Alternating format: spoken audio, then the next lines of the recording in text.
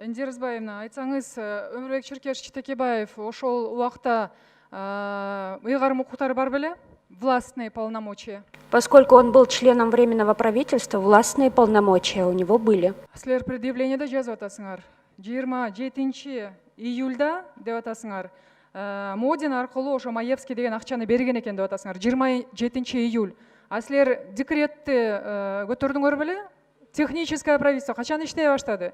Качан Өмүрбек Черкешевич ошол технический состав правительствонун составына кирбей калды? Качан анын полномочиялары бүттү деген көтөрдүңөрбү ошол кагаздарды? Да, эти документы были подняты и даты сходятся. Даже если он работал в техническом правительстве, у него были свой круг полномочий, которые он тогда осуществлял на тот момент. Көрдүңүзбү? Сиз даже билбейсиз. Техническое правительство ал кишинин кирбеген. Азыр мына моунча 120 депутаттын алдында отуруп алып калп айтып атасыз. Ал кирген эмес, ал техническое правительствода иштеген эмес. Мына 12 июльда техническое правительство жумушун бүтүптүр. Кое туруңуз, мен сүйлөп атам.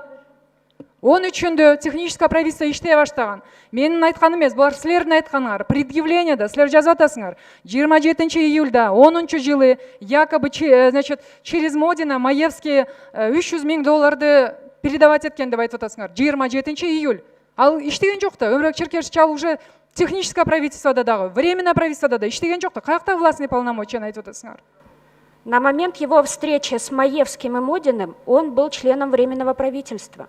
Встречаңарда жазылып жүрөт. Июль, август деп жазылып жүрөт. Ушул убактарда болгон переговорлор деп атасыңар.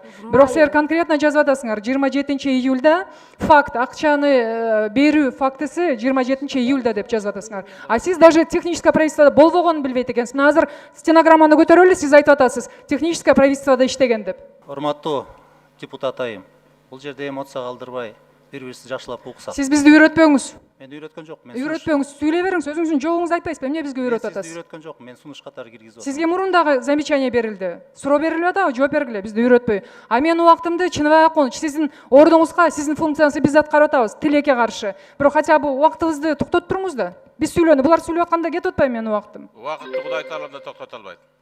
Сүйлөй бериңиз, тиякта жигиттер сиз сүйлөп бүткөндө өчүрөт.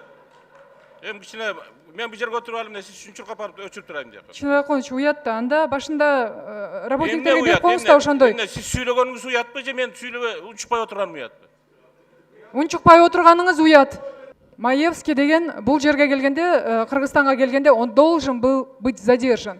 Анткени силер ошондой предъявление кылып атасыңар. Незаконный акча берген деп атасыңар. Раз незаконно алган болсо, незаконно берген болот. А эмне үчүн ал камалбайт? Эмне үчүн ал кармалбайт? Эмне үчүн ал узатылып жиберилет аэропортко? Так, во-первых, я на первый вопрос отвечу. Встреча Маевского, Модина и Текебаева происходила в мае. И это все доказывается материалами дела. Относительно Маевского, по его заявлению было возбуждено дело, его роль и его действиям правовая оценка будет дана в ходе следствия. Вы об этом прекрасно знаете. В случае, если в его действиях будет обнаружен состав преступления, тогда он будет задержан.